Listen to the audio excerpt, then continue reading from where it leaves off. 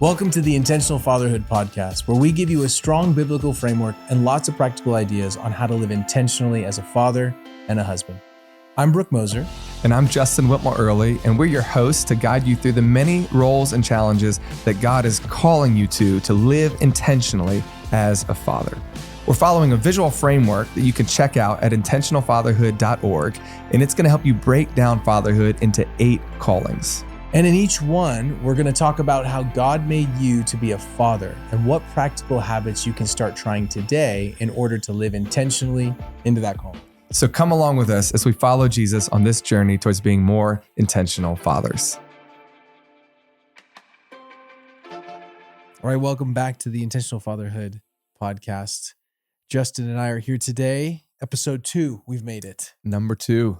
We're on a roll. We're on a roll. Number 2 happening. We started with a very light topic. So if you missed last week, please go listen to the very light topic of vice and isolation. Of darkness, vice, isolation. A fun episode though. And I really thank you for your transparency and vulnerability in that. And, lots of stories. And I, have no doubt that this is also going to bring up that for both of us as well. Yeah. Maybe just a couple notes. First, if you haven't had a chance to rate or subscribe, would you just do that for a second? Pause, take 5-10 seconds to rate the podcast. Help us out. Just do it. It's so helpful. And it's the way to share it with other people. This is how other people see it. It is. And also writing a comment, super helpful. Very helpful. So that, and then also head over to YouTube. You can check us out there. There's a link in the show notes. You can check out all of these visually if you'd like. So those are just a couple notes as we're getting this off the ground. But Justin and I are happy to be here today. And as we mentioned in the first episode, go to the Intentional Fatherhood website, intentionalfatherhood.org, and there's a visual there. There's a diagram there of kind of a paradigm that this ministry, specifically this, conviction really of ours, is formed from. And Justin said it great last time, but that we live in the intersection as fathers in so many different tension points. And that visual will really help. But if you were listening into last week, we talked about vice, isolation, the intensity of that. And we talked about 2 counterbalances, and really saying that one of the counterbalances or the opposite of vice and isolation, and one of the, I would say, dare I say, cures and ways to live out of vice and isolation is covenant friendship or soul friends, having deep, committed, close relationships. Yes. And so that's where we want to go today. Start us off with a story.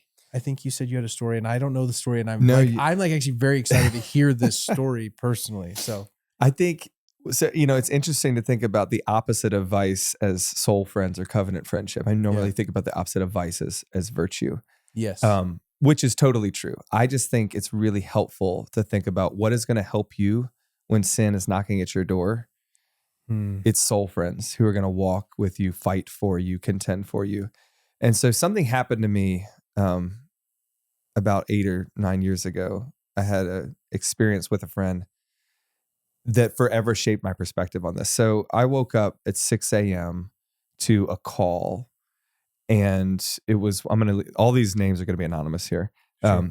A close friend said, "You need to get up now. Our friend is in trouble." And I said, "What's going on?" And he said, "You check your email." I get up and I realize there's an email from my friend saying, "I am in a hotel in a city in Africa and we're under attack." So I Google the news and I see that terrorists have come into this building. They've shot the guards. They are prowling the hallways looking for open doors and shooting people in the hotel. My friend is in one of the rooms. Can't remember what floor he was on. No way. Yeah, and he has enough time to say, "This is what's happening. You can see the headlines. Pray for me." And so I get up. It's still dark. It's I think it's winter in Richmond. And I remember walking down the stairs and laying on the floor of my living room, face down. I had I have nothing to give right now except prayer, except pleading, just lay on the ground and plead for my friend's life. And as it turns out, all around Richmond, there would be friends who were doing exactly that, getting up in the pre-dawn dark of winter and getting on their knees and praying. And right at that time, we would find out my friend was kneeling up against a barricade. So while we were on our knees, he was on his knees, and he was kneeling up against a barricade of furniture that he had built against his door as he felt the gunman try the knob. Oh my gosh. And I'll just pause there for a second. Praise God, this story has a good ending. But that image to me is what we talked about last time. That life is more like a battle than not. Sin crouches at our door. There is a terrorist enemy, the evil one that is trying to tear our families apart, our fatherhood apart, our walk with Jesus apart. Life is not neutral. Yes. We are under attack.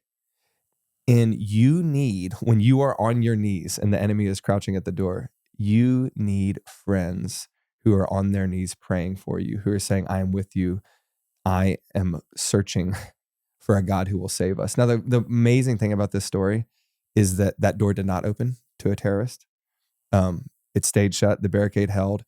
A couple hours later, a UN special ops team, a conglomeration of like Americans and Frenchmen, came, and my friend opened the door to a French like special ops guy who had a huge assault rifle in one hand, and with the other reached out his hand. He said, hold my hand. We're running down the stairway. Do not let go.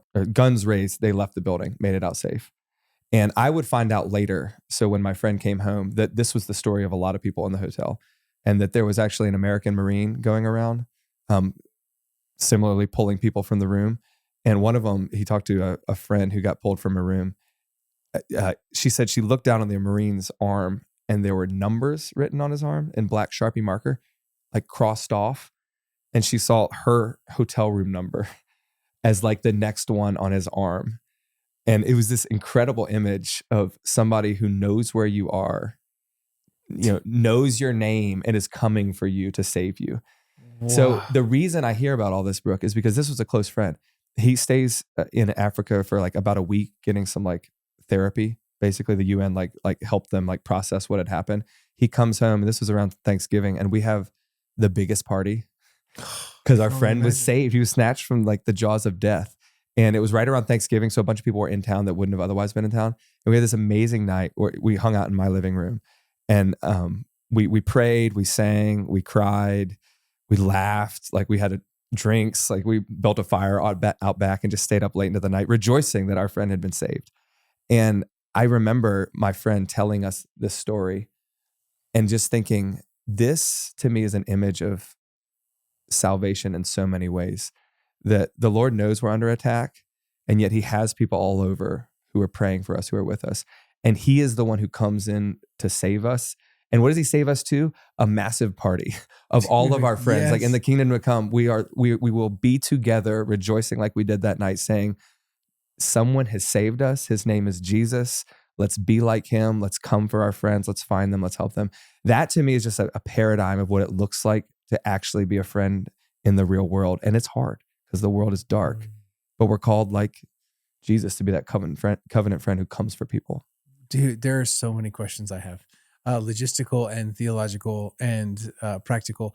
But I mean, your friend, was this, I think I remember hearing about this. Like how long ago? This was the Bamako, Mali hotel attacks, 2018, maybe 17. And was it just like an act of terror? They were just going in to kill people? It was just an active terror. I mean, and this is why, for me, it was so helpful, honestly, which is weird to say. It's one of those times in life where you're like, oh, evil does exist. Yes. There's not really an explanation for this. There's no reason a ton of innocent people should have been shot in their hotel room that day. Evil exists. And it was one of those times it came close enough to home for me to wake up and be like, it exists. And it's not just here. It's not just against flesh and blood. There's an enemy who is trying our front doors every day of our homes, and trying to tear apart our families. And it was just an image for me that's like, this is the stakes of life. This life is not easy, and life is not simple. Wake up, Justin. Wake up. It was one of those moments for me. Wow. The visual that you have of being on your knees, being face down in your living room, and him being on his knees, that I think I want to go back to that for a minute, because having people pray for you is a nice platitude, I think, that a lot of us just tack on to stuff. Like, hey, would you pray for me? Right? Like, right. Just pray for me. And I think there's that's a very serious request, but it's also a very serious responsibility for the friend. I know when I'm asking prayer for a dear friend, it's Yeah. like I'm counting on that person. Would you come into battle with me? Yeah, Yeah. exactly. But Yeah. I don't think we often. I think we soften the whole thing. Like, well, I mean, if I get to it, I'd like to ask God for something on your Yeah. behalf. But the battle piece, I think, just to maybe re-aliven that imagery, like you're literally going in with an assault rifle, so to speak, Yes. on the behalf of Yes. your friend to be like, nah, we're gonna mow down some problems here, Yeah. right? I Literally, mean, we talked before recording this morning, we talked about Ephesians, right? And the battle 6. not Yeah. being against flesh and blood. Mm. And I think, on the one hand, yeah, okay, we're men, we're talking to fathers. There is a legitimate sense where it's like, this helps to Mhm. realize, like, wait, this is a battle. Yes. Like, we've kind of been waiting our whole life to be called to something Mhm. risky, dangerous. But in another sense, it's just reality. It's just a helpful wake up call Mm. to realize that anytime you're doing anything important in life, the enemy is going to come for you like a prowling lion to Mm. crouch at your door and say, how can I ruin this? And by the way, what is more important in your life than being a father? Mm. So if you're trying to be a father, the enemy's after you. Like if you're trying to be An intentional father at if you're all. trying to be an intentional father and be present with your kids, Yes. be present to your wife, be effective and excellent in your vocation, to be an apprentice to Jesus, to do all those things at the same time, to be a covenant friend, the enemy is going to come for you because he wants to tear that apart. And so there is a real, not just because we're talking to men, a real sense it is a battle. And if you don't have friends contending for you, fighting for you, coming for you, yes, you're alone in that battle. that story, just so much weight in the best way, like so much responsibility. And why we would maybe just use this as a counterbalance is because, man, what person in one sense wouldn't succeed to have another person saying, I'm taking it on as my responsibility to fight for you Yes. and with you, but for you, right? Like Mhm. your chances triple, double, whatever the odds are. So that story is incredibly helpful. There's so much scripture on friendship.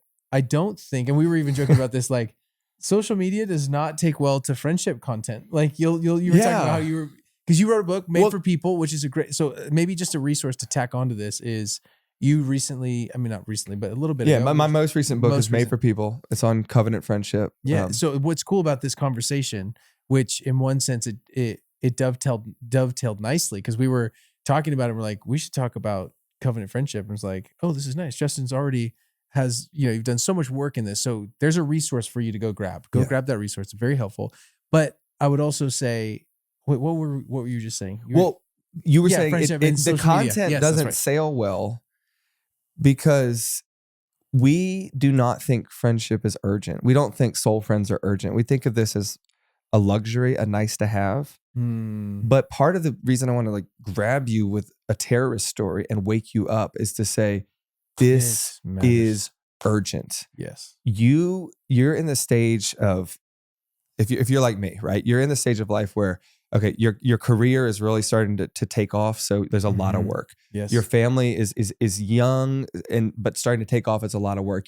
All these things, marriage, everything's crushing at the same time, right? So what you feel is urgent is like productivity advice, health hacks. Like, how do I feel better? Because I feel like crap doing all this stuff.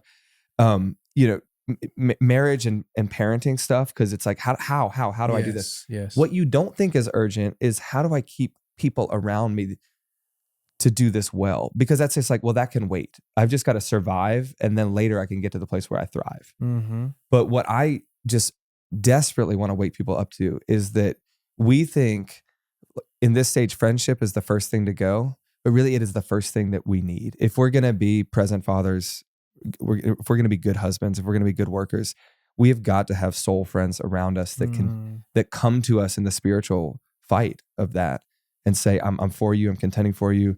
Also, I'm calling you out of your vice. I'm calling you out of your isolation. I will not let you wither away into mental unhealth, into addiction here. So it's urgent in a way that we don't understand. Yes. Yeah. I want to talk about what often stops men specifically of entering into soul friendships or covenant friendships. I want to talk about that. And I don't have a full answer. I'm kind of Yeah. leaning into you on this one, but I would also, I have some observations. I have some things that, because I've a handful of people I know even right now in different stages of life, young and old, who are like, I just don't have many friends. And you're like, why not? Like, Yeah. and I don't mean that judgmentally as much as I'm like, what is it about close relationships with the same sex at your age that kind of throws you off? Like, there's certain, Yeah. you know what I mean? That's the $1 million question. I've got a couple thoughts. I think I'll say them, then we could dive in wherever. One, I don't think we have a good theological category for it. I don't think we've Good. read the scriptures close enough and well enough to realize that at the center of the gospel is a story of friendship. Mm, Two, we are crushed for time. It's hard. Friendships take time. yes. And we are devoting time to our marriages, our work, our kids. So it's just practically it's difficult. Mhm. And then three, it is scary to come out of hiding. I mean, Mm, soul friendship, covenant friendship asks that you be vulnerable, mhm. and it's hard. So I think there's a Mm. lot there. Well, Maybe we should start with the theological, just to like yeah, lay I down was a just biblical that's what I category was gonna here. say. I was actually gonna say because we have John 15, which I want to talk about. Correct, John 15 is where we're Yeah. gonna start with that. But I mean, the classic overused verse, but is cannot be overlooked. I don't think is, and this is for women just as much as it's for men. Is but iron sharpens iron, right? Yes. That Yeah. idea that true friends help each other grow spiritually and emotionally. True Right. friends help each other grow spiritually and emotionally. And I think there is a reminder there that any friendships that I have that are truly deep, they naturally, if they're centered in Jesus and maturity and like, hey, honesty, vulnerability, Mm-hmm. the natural byproduct of that friendship is I grow spiritually and I Yeah. grow emotionally. Yeah. Both of them are just natural Right. byproducts. So just to highlight, like this is a natural, just like we talked about grace and truth, we talked about there's just certain laws of that are built into the kingdom or built Mm-hmm. into life. Mm-hmm. This is another law. When you are in covenant relationship, soul friendship, you naturally grow spiritually, you naturally grow emotionally. I like that. I like that. That idea of laying it down. This is a law. Mm-hmm. This is built into the DNA of the world, Yep. and you need other people to Yes. grow. I really like that. Yeah. Well, one thing to just say really fast is lastly is there's a lot of people that do oftentimes, I think fathers especially, will often sit in a place and say, well, I'm okay. All I need is Jesus. But the thing is, Jesus actually never taught that. Yeah, He he never doesn't. said He that. He does not actually talk to said, us no, like I that. gave Yeah. you each other, both following me, but like I use community and people to actually make that Right. the fullest Right. version, So I guess it's just to highlight that that's the thing. But John 15, that's another Yeah. Well, angle. I think that comes right at it because I do think that most of us have a theological immaturity when it comes to friendship and the gospel. Mm-hmm. And we kind of did most of this groundwork in the last episode. Yep. So if you haven't listened to it, you might want to go re-listen or listen for the first time. But we sort of laid out that we can be lonely with God. It's Mhm. actually possible to be with God, but not experience Him the way you're made to experience Him Mhm. because you're not experiencing Him Mhm. alongside other people. Yes. This is the category of Genesis. We're made to be fully known, fully loved. This is Mhm. why Adam and Eve were naked and unashamed in the garden. And this is what the fall has robbed us of. Okay. Mhm. Yep. So you could go look at a lot of places in the Bible, like a quick drill down on friendship. There's great Proverbs on it. There's Yeah. Ecclesiastes, a cord of three strands. Yeah. There's David and Jonathan, incredible story, by the way. There's Ruth and Naomi, incredible story. Yep. There's Paul and Silas. There's all these great like places you can drill down. But I think zooming out is actually the most effective. And that is seeing that story that we started last week, that we were made to be fully known and fully loved. And yet we find ourselves in hiding and shame. Mm-hmm. That is where in the grand arc of the gospel, Jesus comes to the broken world that is hiding and in shame and says, I am the covenant friend who knows you fully and loves you anyway. And that's where I think John 15 starts to make not just a lot of beautiful sense, but it becomes like almost a cornerstone for the gospel story. Yes. Because think about it. If you're with your buds, like or your family, this is your last night on earth. For some reason, you know you're going to die the next day. What do you talk about? That's the moment that you're at in John 15. Jesus is telling his disciples all the last things that he thinks they really need to know. And one of them, kind of the centerpiece of his story, is this beautiful moment where he says, I don't regard you as servants. I regard you as friends. Mm. Amazing statement for the God of the universe to make, Yeah. that he looks at us as friends. And he says, servants don't know what their masters are doing, but everything the Father's made known to me, I've made known to you. He's disclosed himself fully to us. I have called you friends. Mm. Greater love has none than this, that someone lay down their life for a friend. And then, by the way, he goes on to say, you didn't choose me, but I chose you. So there's a lot going on here. But two of the things that I often think about is vulnerability and commitment. Yeah. I think Jesus is showing the archetypal nature of friendship, and that is somebody who comes to you and discloses everything. And we know this, right? Like our best friends are the ones that you know them through and through. Yep. You know their worst jokes. You know them at their worst. You know all their traumas. Yes. You know all their mistakes. They're fully known to you. You're fully known to them. And then that's vulnerability. There's this wild thing called commitment where we just stick around anyway. We say, despite all those flaws, I choose you. Yes. And we're being like Christ when we do that. And I think when you see it in light of the whole gospel story, that, we broke the relationship with God, we broke the relationship with others, but Jesus is coming to restore relationship through vulnerability and commitment. That at the heart of the gospel is not just atonement. It's not just that he died for our sins. Yeah. It's that he's restoring us to relationship. That's where Revelation starts to look like the party, which is like what that moment at my house reminded me of, which is that God has come so that we can all be friends again, friends with him and friends with each other. And Revelation is that wedding supper of the Lamb where we all get to burn the fire late into the night and tell all the stories and be fully known and fully loved. Yeah. Finally having been snatched from the jaws of death. Yes. That full story of the Bible as a story of friendship, for me, helps me see why, friendship's not just a good idea. It's sort of the heartbeat of the gospel. Yep. It should probably be the heartbeat of my life as an apprentice of Jesus. Very well said. Well, as you're talking, maybe to distill a little bit of what you're saying, your fatherhood needs covenant friendship. Your fatherhood needs soul friends. Your kids need to see you have friends, being a friend. Yes, I totally agree. It is surprising to me how impactful that is sometimes. I'm actually quite shocked by it because I don't think much of it when it comes to friendships, meaning like I'm not doing it on purpose, right? Yeah. Like I'm not having friendships because I'm trying to be a good dad and show my kids you need to have friends. That's not the motivation whatsoever for me. Yeah. It's actually like I need friends. Our good friend Joey Odom.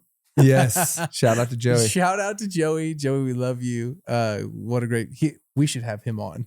We should. He's got to come on. He'll be on. That said though, I mean, I met that guy and I wonder if you'd have a similar experience. You should tell me, but like there was just a unique soul bond pretty quickly. Yeah. Where it was like downloaded on all of life, so many beautiful things connected on mutual respect, mutual, just like, it was like, I can't believe I haven't known you my whole life. Right. I love it. And yeah, I mean, you and I have something similar like that too. But I was just noting with Joey, why I'm kind of laughing about this and talking about my kids is we had some events and I invited him to come out and we were doing some events and he met my kids. And I was trying to tell Duke, I was like, Duke, this dude, Joe, you're going to love him. And he's like, why am I going to love this guy, Joey? I don't know who this dude is. So I was like, just please, like once you meet him, you will love him for every reason.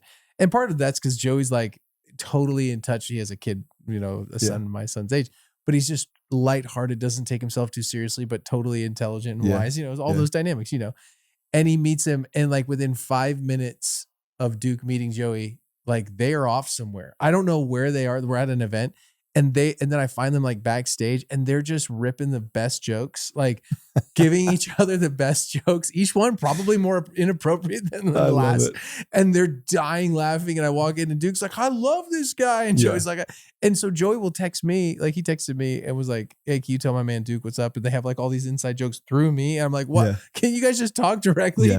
Yeah. Anyway, all to say like some of those friendships, Joey's just one example, but I have a handful of friendships like that, that I think are equally, if not more important for my kids. Like for my son, yes, he gets to have a friendship with a guy who I respect and trust, and am okay with him wanting to emulate in some way, right? Oh He's my not going gosh. to emulate Yes. him in every Yes. way, but I can't be everything to my son. So I need soul friends. I need covenant friends to help shape who my kids become, That's right? amen. And so Amen. that's actually even part of it too. Like I love the different parts of the different friends that I have that bring in a certain understanding of how the world works. And if there's trust built and relational equity, there's a certain level of like, hey, can you show my son or can you show my Yeah. kids or can you lead my kids to this? I don't have this skill Yes. like you do, Yes. right? So anyway, that's just your fatherhood needs this. Like this is a part of thriving. That's a great way to put it. Say it again. Your Father. fatherhood needs this. Yes. You need friends to be the father you're called to be the husband you're called Mhm. to be the worker you're called to be, to all the roles. Yeah. You find at the center, you can't do it alone. Yeah. You will crumble alone. I was going to say when it comes to marriage, thinking like, obviously this isn't the case for Lauren with Elizabeth, but sometimes it's hard to live with our spouses, right? Sometimes it's Turns challenging. out that is the challenge. Turns out that's you have hard. to live with the center. And by the way, it's hard. They have a hard time living with us They too. probably have a harder time. But I think that said, I think it's helpful to have a space where I can be honest with my friend, not uncovering, not disrespectful, not oversharing, honest with a friend about my challenges within my own marriage and have him actually as I am as honest as I can be or as I am as transparent and fair and just honest about the situation. I Yeah. don't add to either side. He can pick in that story and go, you're right. Yeah, she has that response, but you're kind of missing this whole deal. Yeah, The exactly. huge but, right? Yeah. The biggest but of, hey, you actually are blind to how you're Yes. acting in that Yes. scenario. And it actually makes a lot more sense to me Yes. why your wife's doing that. I think I'm like, whoa. I would say, I hope Lauren agrees with this.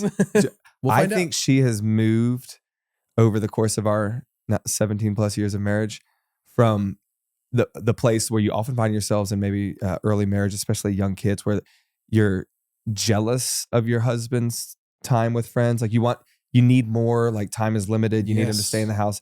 I think she's moved from that place to being so grateful for my friends because she has now intuited that I'm a better husband when I'm talking with them.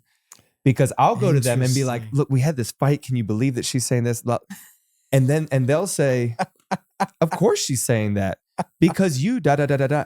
And they'll call me out. They will help me see my sin. They'll help me see my mistakes. They're Lauren's biggest advocate. Like they never listen to me and be like, oh yeah, she's so annoying. They're like, you're so annoying. Yes, why don't get back in there and do this? And we talked last time about, the grace and truth of the gospel, that they're always together. Yes. They, of course, they're hearing me out in the first place. So it's a great grace, but they're always sending me back, telling me, go apologize to Lauren. Yeah. And so, she's, I think, but I think but maybe use that as even a mark. That's a mark of a good friend who's not scared to tell you the truth about your own trauma, wounds, attitude, dispositions, who's loves you enough. That's true love. Like iron sharpens iron by how? Beating on it. Yeah. No, seriously, like it's the blows of center against center. Yeah. Of saying like, you have an issue, you have an issue, you have an issue that we're actually ground down. So, which probably, kind of brings us to the heart of this topic. If you're not really honest with your friends, vulnerable. There it is. And if you're not sticking around with them anyway, those twin pillars of vulnerability and commitment that Jesus gave us, there's no way iron can sharpen iron.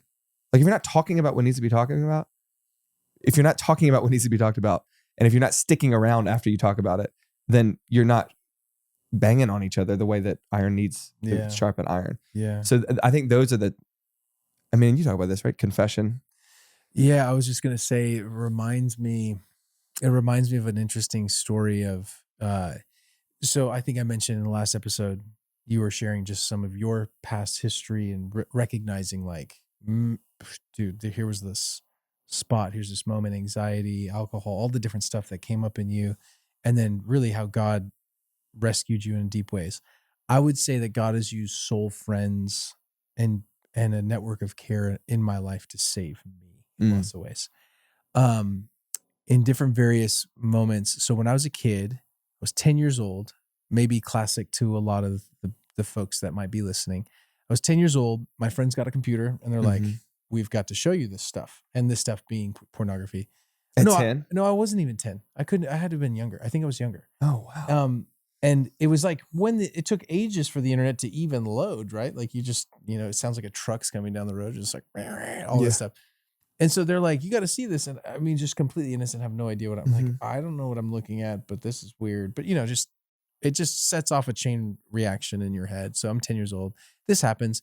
And honestly, didn't really know what it was. Wasn't even at that point over sexualized or even, puberty hormones were still forming. And so I was like, well, I don't know what that's about.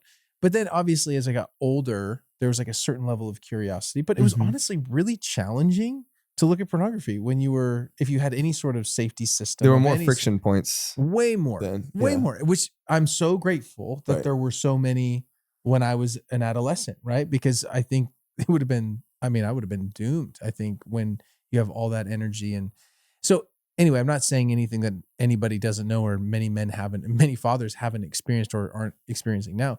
But I had this probably like 12 to 15 year, stint where I was just like, that was completely out of my life. Like not even a thing. It wasn't Mhm. even something I was aware of. And it wasn't until in my later 20s when just all sorts of stuff started hitting the fan. And then even a few years after that, all of a sudden it was like, there was one moment of deep, I was going through a really challenging time with work specifically. Mhm. And I found myself, we were moving and my wife I can't remember what the deal was, but it was something along the lines like I, I had like a day alone or something. I can't remember. And for whatever reason, the idea popped into my head of like, oh, Mm. like, I bet you, like, it's just pornography popped into my head. Like, I bet you if you saw that, that would be comforting. The enemy tries the door. It tries the He's door. crouching there. He's Yeah. crouching. It's just like as the Right. example. And that was like the one moment. And, I gave into that moment. And I mean, the amount of shame and guilt and Mm. guttural physical shame I felt Yeah. and darkness Mhm. internally from that Mhm. one moment. I mean, like, and not to mention that like there was so much double living, which I'll explain in another episode, Mm. but in my family of origin and double life of my dad. And Mm. dude, it was like, I was like, oh my gosh, I'm my father, all the things that Oh, wow. that are just so much deeper Right. than, yes, I made a mistake, but that it was mistake is so much more than that mistake. Yes. You're worried and about becoming your dad. You're worried about, yes. like, and Yeah. worried about like, just, oh my gosh, does this mean that I'm going to lead this life? Just the Yeah. dark spiral that I think we all get into. Yes. And truly I put the hatch on it, really tightly. I was like, oh my gosh, I can't believe this. And I put it on there long enough until it got, again, categorically stressful, overwhelmed moments. Mhm. And, your brain and your body and everything remembers like what brought relief last time. Mhm. Why I'm sharing this story is to simply say I got to a point where it was never an out of hand all the time thing. And I think that's what I would use to probably justify why it Yes. wasn't that big of a deal. It's not that bad. And I would say, yes, I'm grateful that it was not a chronic addiction, Mm-hmm. but it was still damaging and it was Yeah. still affecting me. And there is nothing harder, and men, this, but nothing harder than being transparent and honest with your wife about this, Mhm. which I think there's a lot of guys that say you don't need to tell your wife. And I'm not educated enough to say psychologically if that's the best or worst. I can't Mhm. tell you that, but I can just tell you that it's a lot more motivating when your wife knows to not do it than it is Mm. if we're just talking about sheer motivation. Like, I think it's very helpful if your So- wife. Yeah. It's helpful if your wife knows. How did you come from the place of hiding to the place of confession here? So categorically, I knew this is hurting my life. I don't want this. Nothing in me wanted this. I was a pastor at the time. Like, shame upon shame, like Yeah. overwhelming, right? Like, I just drowning in it. But I Mhm. felt isolated, and I felt like nobody's going to be able to understand it. Nobody's going to know. I told a friend who was a friend, but he wasn't a soul friend. I told him, I was like, he's like, "Are you doing okay?" I was like, "Dude, I just, I mentioned that I just had this moment this couple weeks ago, and it's just like wrecking me, and I'm like questioning everything in my entire life, from this moment." Was this normal to have was it normal for you at the time to have a friend like that who you could Well, say everything I to? mean, so yes, it was, but this particular friend, this friend wasn't a soul friend, but I mentioned it, and why I mentioned that I told him is because he made this response and face like categorically, like, "Whoa, dude, like, Oh, he didn't know what to do with it? he was like, yeah, that's terrible," like kind of reinforced my own Oh. concern, Okay. and I So was this like, was not a good it was not a interaction. good Okay, interaction, okay. right? But he also wasn't. He was asking as a person who was a little more than an acquaintance friend, who I would say like, yeah, we spent some time together, but there wasn't like that deep bond, Yeah, camaraderie, yeah. closeness. And I was like shocked by his response, where I was like, you just reinforced every insecurity that I Oh, have. wow. So Okay. maybe I really am. Maybe this Oh. is so broken within me that I'm not going to be able to even ever function. And then the darkness ensues of like, this is going to become my life, just all those fears. And it wasn't until I was able to I got to a spot where this would periodically happen. And I would just, every time, just the death. And you're promising yourself that you're never going to do anything again and all that stuff. Mhm. I call my friend, my soul friend, and I just say, here's what's going on. This has happened a handful of times. This is what it looks like. I I am dying inside, right? Mhm. I have to confess. I don't know what it's supposed to do. The Bible says it's supposed to heal. I don't feel much healing, but I'm just telling you, I need your help and Yeah, I need you to pray for me and I need to be accountable to you. yeah. And so, interestingly enough, we had a very tender, wonderful conversation about it, very kind, very understanding, very thoughtful, very like no shame, just Mhm. like it makes sense. It's not good, not helpful, but makes sense. Like, I understand. I see you. I know what's going on. Like, whoa. Did Care that change things? Was that a pivot moment? It was a pivot moment because in that moment too, as well, we put some really Good. Yeah. accountability in place. Not Mhm. only checking in, but me committing to the fact like, hey, if I stumble in this area, I'm going to tell him, no matter how Yeah. ugly I don't want to. I'm just Right, making the right. dead on commitment. I'm going to do it. And I remember there was probably, I can't remember, like in a couple months span, there was like once or twice. And he told me, he's like, you called me like a month ago about this, and I'm really glad you did. And I still Mhm. want you to. But obviously, whatever we've set up is not working. Mhm. It's like, so I'm going to have you talk to your wife. And you've already talked to her before, but you need to let her know that you're still kind of having some of the weight of this on your shoulders. And I also want you to know that if you don't tell your wife, I think it makes sense with your permission that I talk to her because I think you need that level of pressure on your Wow. life.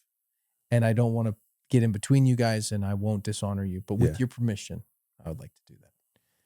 And I gave him permission. I was like, absolutely. Because I actually do want, Like, if I don't do it, then you have permission to do it. yeah, Wow. like I want you to have that level Yeah. of say into my life because my heart wasn't to hide. My Yes. heart was to heal. I just felt very trapped by Yeah. by the convenience of it, by the pain I was dealing with in the Mhm. moment, by the tragedy of it. I think there's a lot of people in our position, Justin, in the sense of like people that maybe help other people or try to help people. And they think we don't struggle with a lot of the same things. And I'm always curious of like, when is someone in our position, so to speak, going to be honest about the vices that really entrap them? And I'm not saying that I'm doing a noble thing right now by sharing that at all, or you're doing a crazy noble thing. But you are. But I'm It's not trying to, totally unique. Is what we should all be doing, but it is. It's good. I just think it's more normal than you realize, and there's less shame around it. And I believe the lie forever that I cannot help people if I'm broken. And I believe the lie for a long time that shame was just debilitating to me. But also that like I can't really be a voice in people's life if I have my areas that I'm still on my knees about. And Mhm. that's when I even say that out loud, it's categorically I against was gonna everything I say believe. it's Like so I wrong. don't believe it. I Yeah. don't even believe As it it. turns out, God uses our Yeah. brokenness to heal other To people. heal. And so I say that all to say that I've been aggressive, ruthless about my media habits, about Mm. what I let in my life, about who knows about it. And I've been really ruthless about it, but I've been ruthless because I don't trust myself in that space. Mhm. And I also think that most of us shouldn't just fully trust ourselves in those spaces. I don't think Yes. it's just black and white. There's certain Yes. things that A plus B equals C, and that's going to happen pretty much every time. Yes. When it comes to pornography for men, there's going to be a natural release that happens that's going to be something that is going to have a certain Right. chemical, Right. physical, psychological reaction. It's Yeah. built in.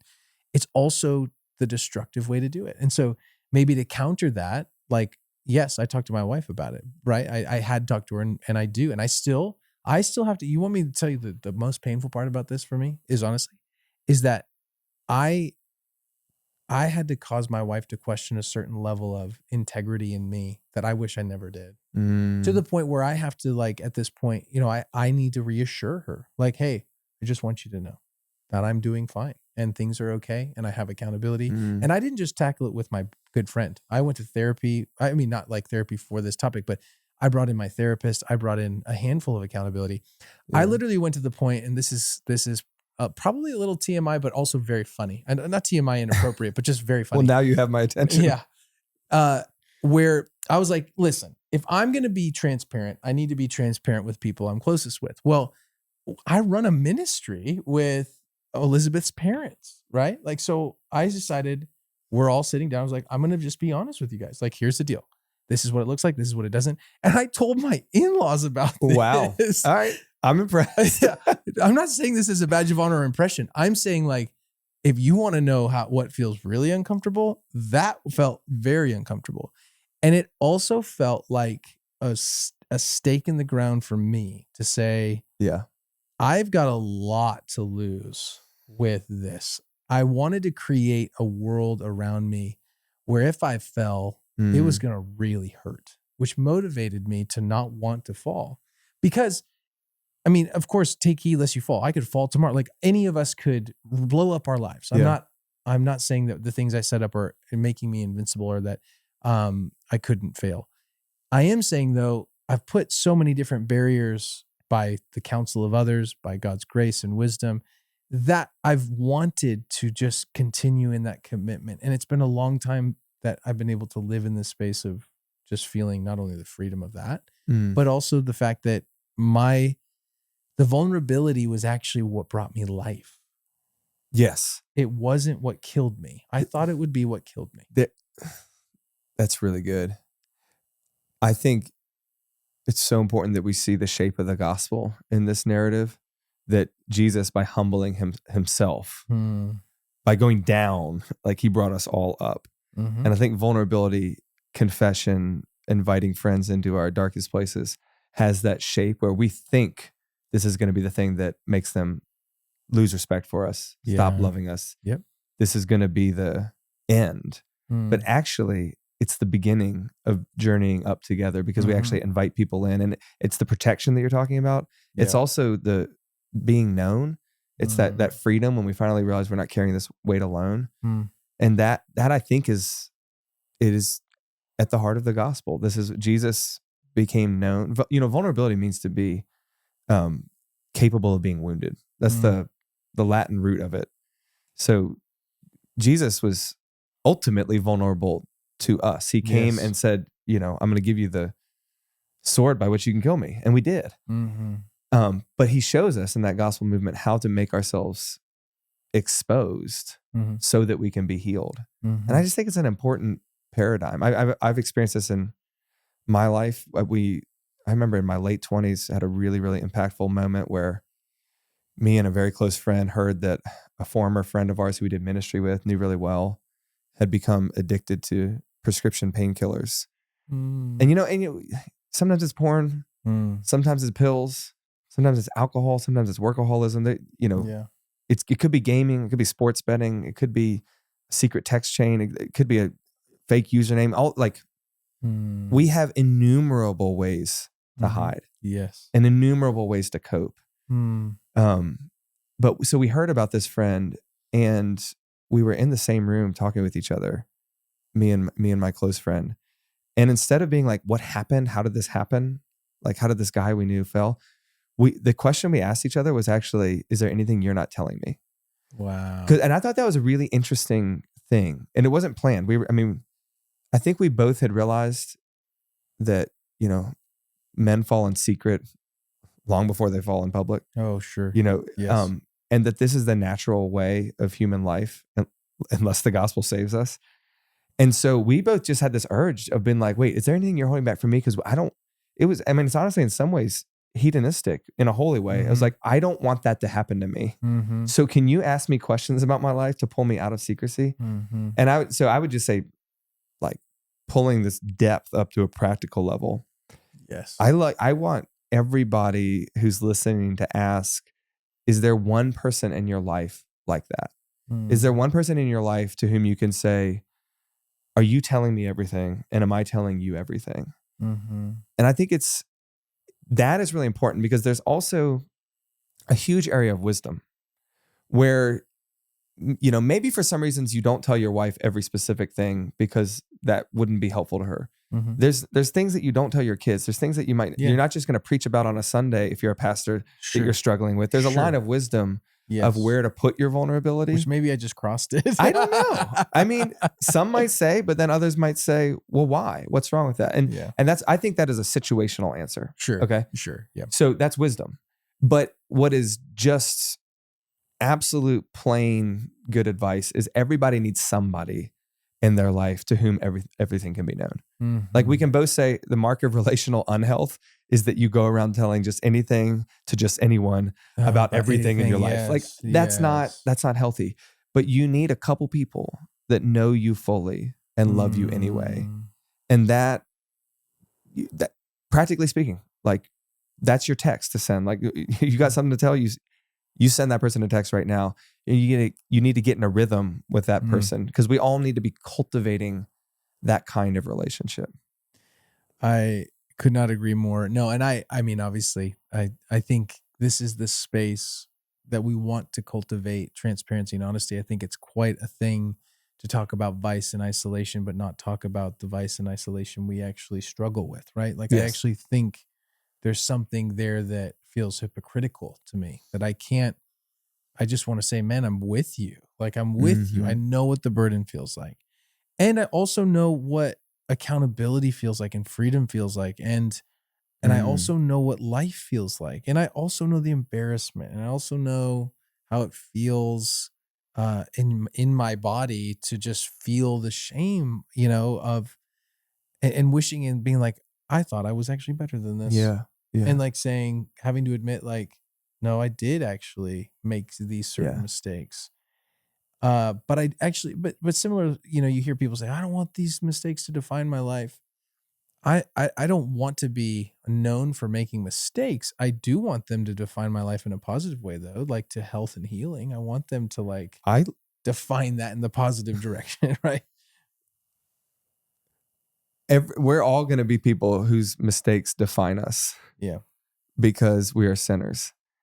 But I think one of the gospel powers of confession is that the confession allows us to be defined by the healing of our mistakes rather than the fact of them. Yes. We become defined by confessing our mistakes rather than making them. Mm-hmm. And that's the place where the enemy takes what was going to kill us and loses power over it. And God takes what was going to kill us and says, this is actually going to heal you. Yeah. Like, for example, in my life, I have a rhythm with my two closest friends, Matt and Steve. They were the ones that I talked about in the last episode that really met me in my mental illness and helped me go on a journey of new habits and disciplines.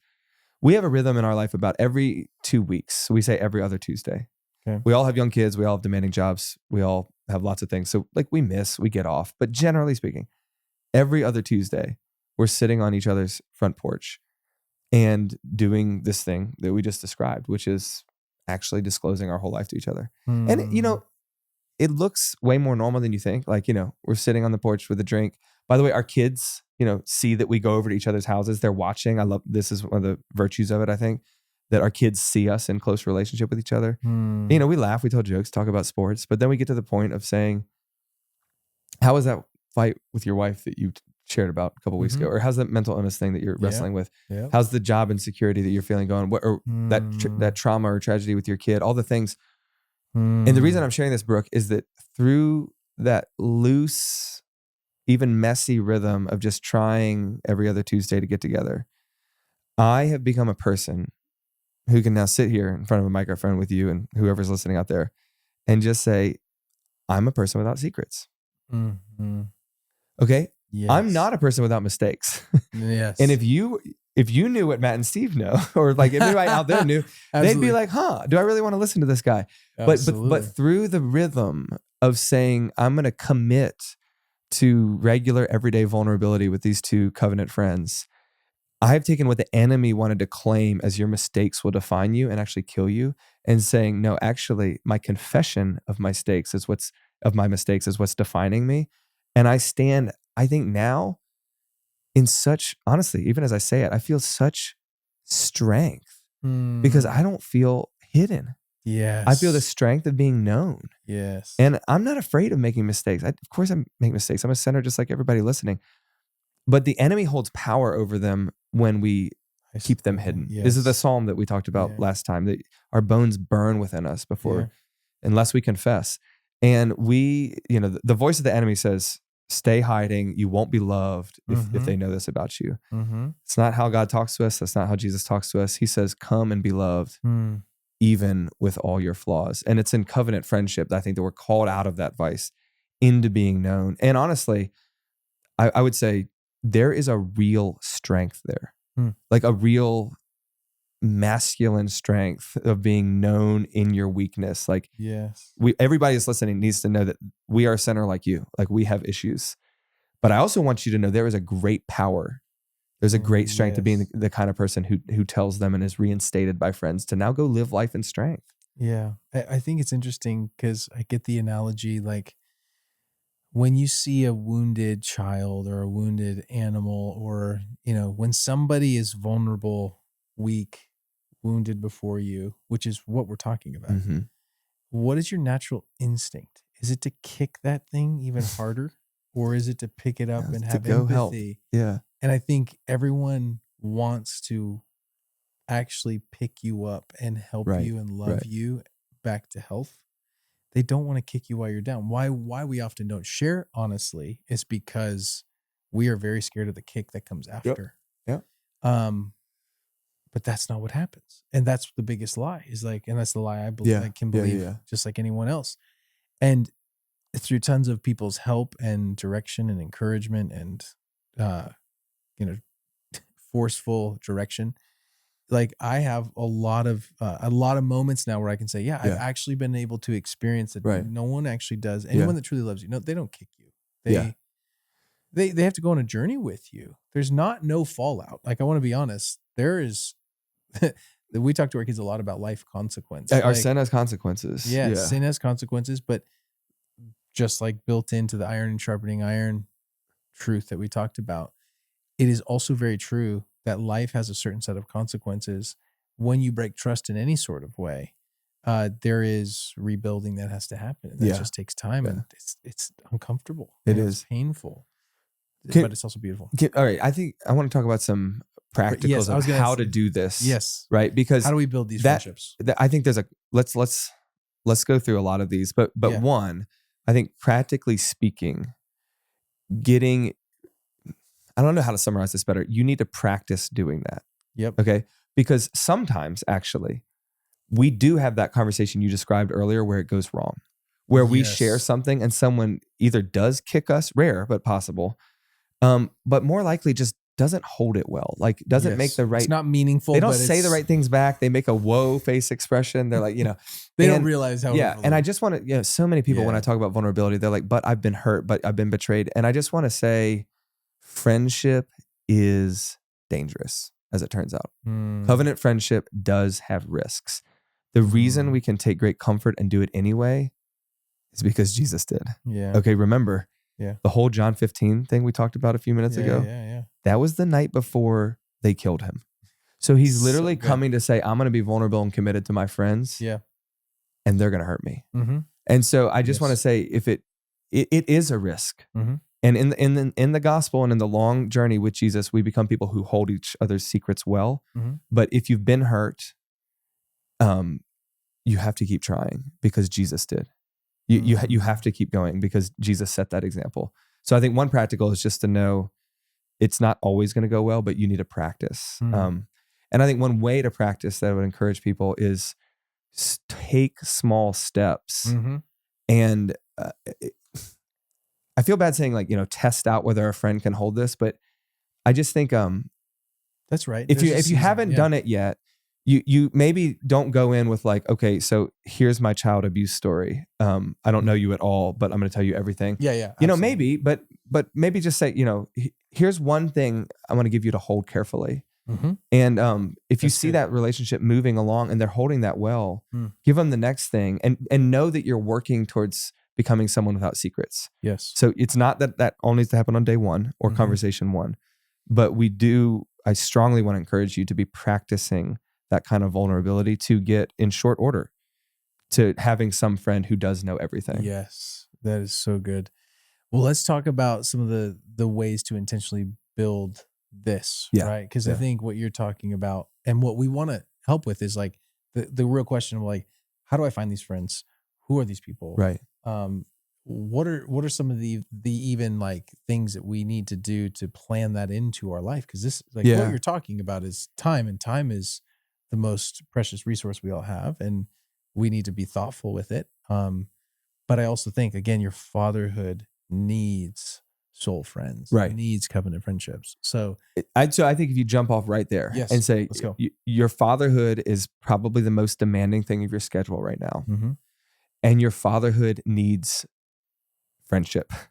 So put those together, and you got to think that there is a little bit of a paradox here. The thing you need most is the hardest thing to do, and yet we've got to figure out how to do it anyway, right? So I think one of the most important things a dad can do is to say, just like I schedule important things at work, just like I try to schedule a date night, hopefully you're doing that, just like you try to schedule intentional time with your kids, maybe my rhythm's like Saturday morning, is going to be unclouded. Like it's going to be, I'm there for my children. We need to think about having rhythms of friendship in our schedule. Yeah. And I think two of the best that I would recommend is 1 hour a week and one time a year. So 1 hour a week is the idea that, kind of like my friends Matt and Steve and I, we look, it's actually every other week, but hey, approximating it is pretty good. Yeah. Look for an hour of week that you're showing up and speaking up. I mean, this could be an accountability group. This could just be a porch night like I described. This could be small group Bible study, men's group, whatever it is. You show up and you speak up. So you actually go to it, like show up and then speak up. And then the other one, which is really important, and you mentioned when we were talking earlier, one of these is just looking for annual rhythms where you can a weekend away with guys. You're not going to be doing this really often, particularly in this stage of life. Yeah. But maybe once a year, getting away on a weekend to really dig in together. Yeah. I think that 1 hour a week and maybe 1 weekend a year are really good anchors. Well, let's just talk about that particular, because you're talking about time. So one of the biggest keys to that is having your wife's buy-in. Yes. So that's huge, especially if you have kids that are, not independent yet. Yes. And so in our stage, if you're in 5 years above or below our stage, you have dependence, right? In every way. And your wife is probably frowning at the idea of you having a weekend when she's like dying every single day. She feels like she's drowning. She's like, can you have them for a couple more days, right? So I could just go get refreshed. Now, of course, you both need that. But I would just say it has to be a value for you and your wife. Just this past December, one of my dear friend turned 40, and he said he's always wanted to go to New York. So his wife was like planning this trip to surprise him for his birthday. Oh, really? And she's like, for his 40th, I want to send him somewhere with you. His wife That's and amazing. my wife are so bought into our friendship and know how much it brings life to our marriages that they're like, we want to spend time and money to send you to have time to pour into each other, have a fun experience, that kind of stuff. Yeah. And so she was like, texting me, calling me, like, we're building this plan because like I'm so excited to surprise him. Yeah. She's so excited to surprise him. But I mean, in every way, this was not a good time. The time of year we went was in December. It wasn't great for Elizabeth. She was the whole time feeling like Yeah. this is actually quite a sacrifice Yeah. and totally worth it. That I really like too, the things that you said there. One, just right there, it's quite a sacrifice. In this stage of life, friendship is rarely convenient, Yes. but that's why you've got to fight for it. You do have to fight for it. And I think in marriage, we need to fight for each other to have it. Yes. One of the most wonderful things Lauren does for me now is she asks, hey, are you meeting with Matt and Steve this week? We have our like weekly planning session. She always asks in a kind, open voice of like, is it this week? Because she wants me to have it.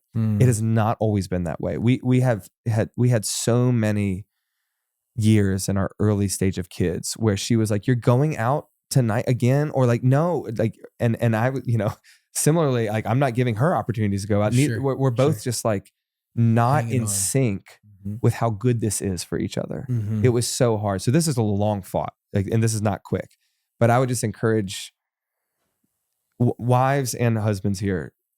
Husbands, make it possible for your wife to go out and see friends. Yes. So like for Lauren, she's got an enormous like mental category of things that have to be done before she can leave. And one of the things that I realized somewhere in our marriage is like, oh, that might not all be correct. Like actually, she might not need to get all those done.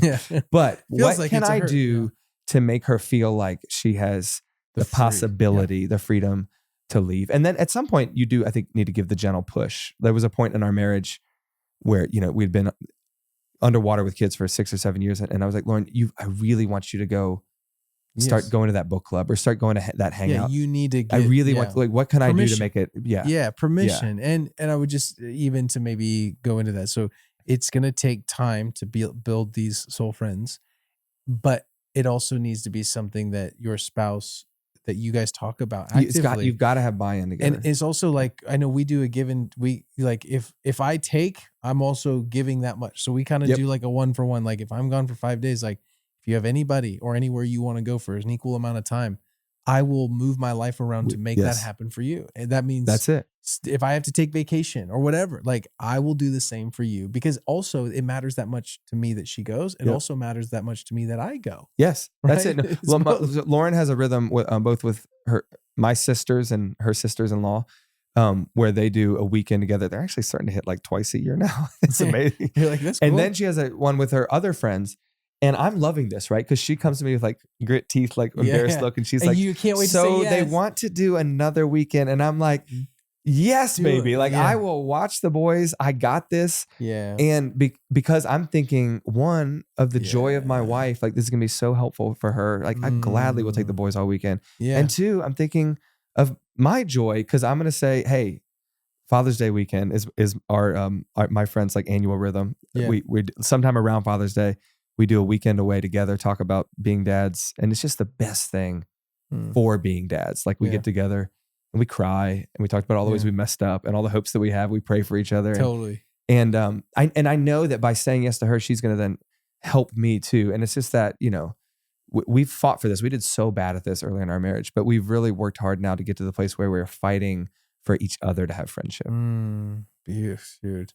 That, and I think it takes that. So value. And if any wife is listening to this, I just want to say this has taken a long time for Justin and I to learn, right? Like we've learned the wrong way. Expect a process. Yeah. And if you're in the messy part where your husband's like, he's not really paying attention to this at all. And things are not fair. The time is not equal. We went through all those stages too. Yes. So we, I guess, fight for it anyway. Fight for it. And there is a season in time where those things can begin to align. But so time, what's this like? Tech. Let's talk about tech. In friendships, I think it's important to talk. I know we put this as a category, but I want to talk about that a little. No, I think that's really important. It's almost silly to try to talk about relationship and friendship without addressing technology now, because it turns out there's been a couple inventions in the last decade or two that have radically reshaped the way we do friendship. The world forever. Yeah. Here's what I was given this metaphor, and it's really helped me. You should think of technological interactions like snacks and embodied relationships like food. And that's almost all that you have to say, right? Because everybody knows the difference. I mean, there's I like that analogy. I've never It's heard been that. so helpful to me because, and then you think about you think about the American diet and you're like, oh, snacks are the things that make you feel full, even though your body's completely unourished. And we know that if we just eat like that, we will start to hurt, pain, and honestly, you'll actually die. You'll wither away and die if you do not feed your body whole, nutritious meals.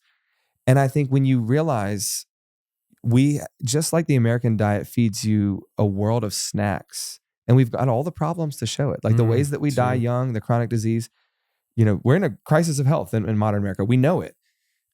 We are also in a crisis of mental and relational health. And actually, we know that through the epidemic of loneliness too, because we're starting to subsist on a diet of technological snacks. Mm-hmm. And that's been really helpful to me because there's also more or less healthy snacks. There's like Oreos that like are taste amazing, but look, they're going to wreak havoc on you, right? Yeah, And of like, course. that's like, I don't know, TikTok or something. It's like, Yeah, there's parts of the internet that's like, they look, taste good. this is mainlining heroin. This is not going to be good for you. It tastes real good, but like, it's Yeah. not doing you any good here. Yeah. Then there's more healthy snacks. Let's call it like guacamole or something where you're like, Sure. it's actually pretty nourishing. Don't just eat it, but it's like, Yeah. a lot of good to it. And for me, those are, text chains with friends, like email groups, voice chat apps, and to some extent, I think social media, keeping each other updated on your lives. There's ways to use them that I think can be really healthy, but you just need to know that is the snack category of life. And that for you to, as Hebrews says, do not give up the habit of meeting together. For you to fight for embodied relationship is to fight for the healthy life of a full, soulful human being. Yes. So just live accordingly, snacks and meals. Yes. Very helpful. Such a good analogy. Everyone take that. So we've got time. It's going to take time. You need to talk to your spouse. Tech, put it in its right place. Getaways, we talked about that a little bit, right? Yeah, Like, important. important. Make memories, mark moments. Yeah, Do getaways. That's how you form these friendships. And then lastly, and we'll close here, but really important is forgiveness. Yes. Forgiveness. We have to have an ecosystem of forgiveness in our relationships. Yeah, I had the epiphany at some point that there are two ingredients to a friendship: a sinner and another sinner. And so that you have problems is not a sign that you're doing it wrong. Yeah. It's a sign that you're trying. Yeah. Like if you're actually trying to do covenant friendship, being a soul friend, then you're handing each other really fragile stuff. You're asking with great hope them to do something that's very hard, and that is to be a friend to you back. And you are going to fail each other. You're going to drop each other's most precious things. You're going to hurt. And so the sign that you're getting hurt is not a sign that you're doing it wrong. It's the sign that you're doing something at all. And there is, of course, a line where the relationships get unhealthy. Someone's not holding your confidence. Like, yes. And I trust that most people know that, we can talk about it more, maybe submit a question. I trust that most people know that. I think most of our problems is that, like the rest of modern society, we treat friendships, people, right? Image bearers, like disposable cups. Like, oh, that has a little problem. I'm going to throw it out. I'm going to cancel them. They're toxic. They're unhealthy. That is not how Jesus treats us. That is not what he does to us. Now, he fights for friendship with us. And I think to learn how to forgive is the core art of friendship, to say that we're going to try anyway. You see that in the covenant friendship of marriage, in which, by the way, on practicals, I got a lot of people ask me, well, my spouse is a covenant friend. Is that okay? And I'm like, absolutely, they better be. They should be. Just don't let it be your only one. Don't let it be your only one. Absolutely, you should be covenant friend with your spouse. Oh, and also maybe to say, if you're a man married to a woman, your covenant friends are going to be male. They're going to be male. I'm just saying that really quickly, yes. just in case any guy's like, oh, cool, I can have another. No, that's going to get messed up. The only woman that you have that is a covenant friend is your spouse. And the reason I weave marriage into the conversation here is because forgiveness is the thing that allows friendship to become more like a covenant than not. It's not marriage. You can have lots of friends. You shouldn't be going through lots of spouses. You can, leave off with some friends and pick up with others. Having soul friends doesn't mean they're decades long or that you can't have new ones. No, it's different than marriage. You can start and stop, but it's more like it than we think, because we are making a real promise, and that is to Yes. stick around for each other. Yeah. And that means practicing that holy art of forgiving each other when we hurt each other. And I once had one of my close friends say, we think asking for forgiveness or mistakes are going to be potentially the end of our relationship. And really, they're the beginning, because they're the beginning of the real friendship. Because once you make it hurt somebody and they forgive you, you're in new territory of deep relationship. And so you've got to work at forgiveness. Dude, so well said. It's hard because we could talk for another 50 minutes on all the ways that this can nuance out. And there are truly some relationships that do run a course. They're not meant for the soul friend category. And I think it's important to mention there's some friends that you've had that maybe aren't, they've changed and they're not healthy any longer. And that's okay. And that happens. And I you'll have the wedding supper of the Lamb where everybody will be back together at the fire, But I mean, it is okay to let certain relationships go when they need to. Now, you shouldn't drop them or kick them out.